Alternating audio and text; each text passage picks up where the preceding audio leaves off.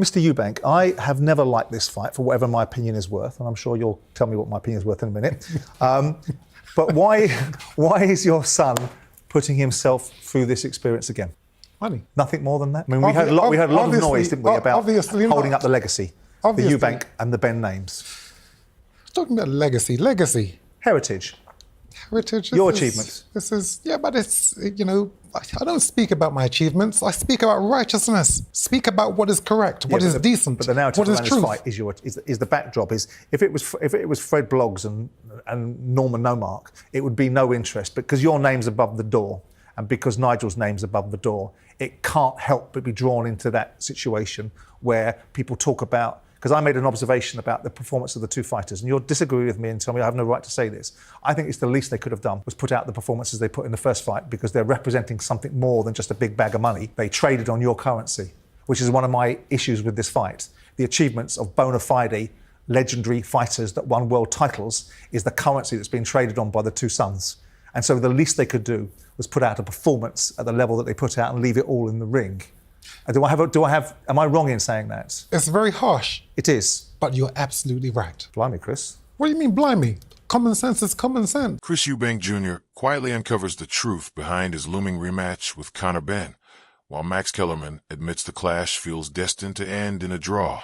He even grabbed 15-1 odds on it, noting the rivalry carries the spark of a trilogy, with a third showdown almost inevitable ahead in the years to come. The rematch has a drawish kind of feel. Yeah. I'm taking 15-1 odds on a draw. Wow. So you think it's going to be a fight 3? I think there'll be a third fight. Maybe not immediately, but I think eventually there will be. This has the feel to me of a trilogy. Okay. Yes, we need to see a trilogy. By the way, you know what happened in the rematch of their fathers? Okay, draw. Draw. Yeah. What you thinking? Moreover, Adelapo shared that while Carl Froch doubted the rematch's worth, he saw why it needed to happen.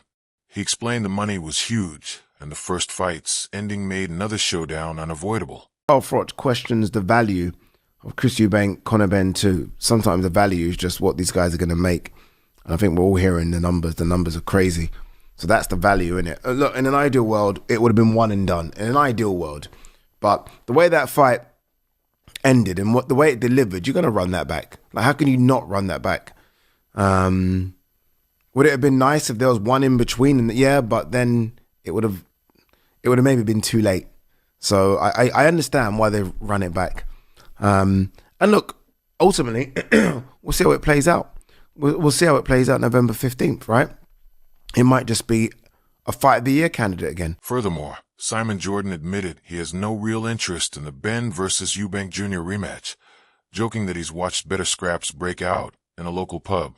He said the whole unfinished business angle feels like promoters chasing a payday, trying to cash in on what slipped through their hands the first time around. Getting interested in it this time? No.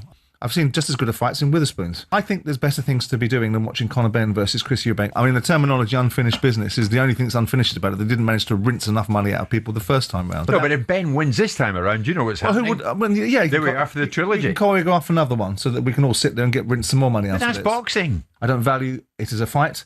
I don't value the circus around it. I don't buy into the nostalgia crap. I don't. Chris Eubank has turned up. Well, I wasn't surprised he turned up.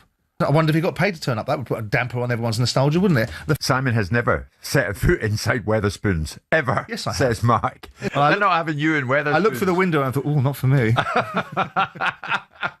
Meanwhile, Sam Jones praised Chris Eubank Jr. as one of boxing's sharpest self-promoters, saying he knows exactly how to spark drama and keep the crowd buzzing, even tossing out wild claims like Eddie Hearn and Frank Smith blocking an ambulance. The master of the narrative, Chris Eubank Jr. is going to be very missed when he leaves boxing. Whether he's talking bollocks or whatever he's saying, he sells the fight and he makes people engaged with what he's saying. And like whether he's saying Eddie's blocking ambulances like this in front of the ambulance, he's selling the fight. I mean, I think he went a bit too far there to accuse Frank and Eddie and Matchroom to do that. But look, what happened wasn't good. We saw the video, it wasn't good, and that shouldn't happen in any case, because that can be life-threatening. It can be. So let's hope that doesn't happen ever again.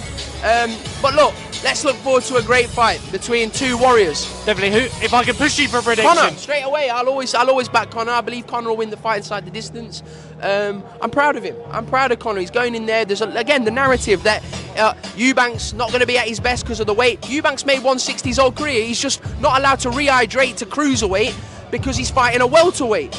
Like Conor's really a 140. So really, he's coming up to. You look at the size of Conor. Conor's not a big guy. He is not a big guy. He's fighting a massive Chris Eubank. So really, the props needs to go to Conor for going up all that weight to give the fans that night of entertainment. It's Conor that Conor's putting himself at big risk. He's a much smaller man in there. You only got. I'm not talking bollocks. Put them side by side. You see, Chris Eubank Jr. is much bigger than him.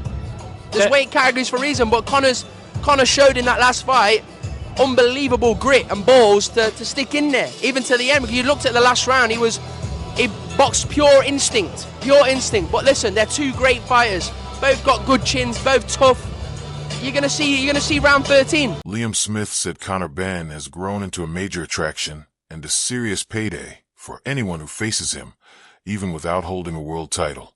He leans slightly toward Benn in the rematch, believing Eubank Jr. is drifting toward the twilight of his career and no longer has the sharpness needed to truly take advantage of Benn's mistakes. He's a huge name, a huge draw, and a huge money fight now for anyone fighting him. Yeah, he hasn't won a business title. He hasn't fought or beat anyone of note. Your thoughts on this Eubank Benn story? The rematch, I think Conor Benn, I probably fancy Conor a little bit more because of what I think on Chris Eubank Jr. I think he's only 1 or 2 fights away from being done. We're going to get along the lines of the same fight as last time, whether it's as good and as competitive as last time. I think we're going to get the same type fight. Does Conor have the technical ability to be able to make the impact on Chris Eubank? I don't think Chris Eubank is as technically good and technically correct to counter Conor Benn's mistakes. Frank Smith joked that chaos during fight week is almost guaranteed anytime Eubank Jr. is around, laughing as he labeled him the chief victim officer, since he always manages to find something to complain about. Of course there's going to be fight week drama. Of course there's going to be drama. He's the king of drama. He's the chief victim officer, I'll call him.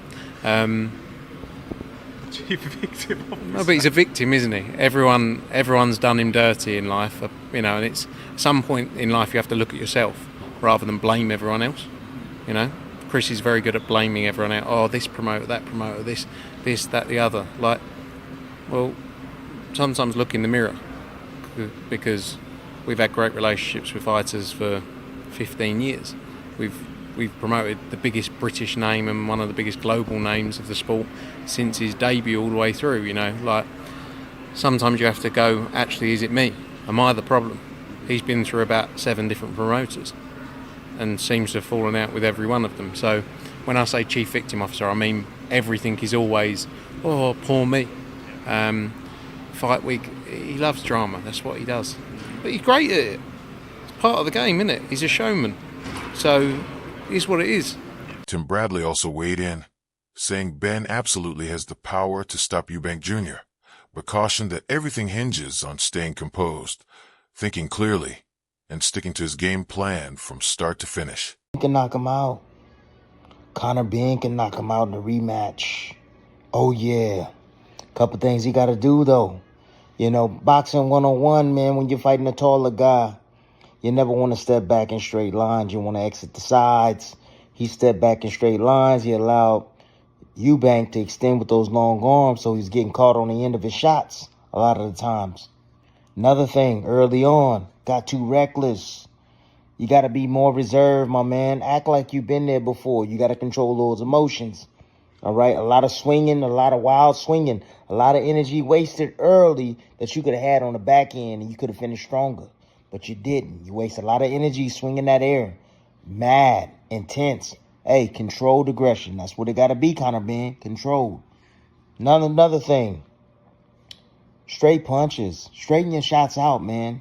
You had a lot of success when you was letting those punches just fly right from the chin. 1-2, right down the middle. Yeah. You was landing that right hand. See, there's a big mistake that a taller guy makes, like Eubank Jr. And what he does is he throws a jab from mid-range. That's a big no-no. You can't be doing that. He throws a jab from mid-range. Even when he got the range and the height and the reach, he's still stepping in, closing the gap. And that's the perfect opportunity for Conor Benn to load up with a big right hand. He did it occasionally. He caught him with it. Yes, he caught him with it. However. That's it for today's video. And now it's your turn. What do you make of all this? Drop your thoughts in the comments. And if you enjoyed the ride, don't forget to hit subscribe and leave a like.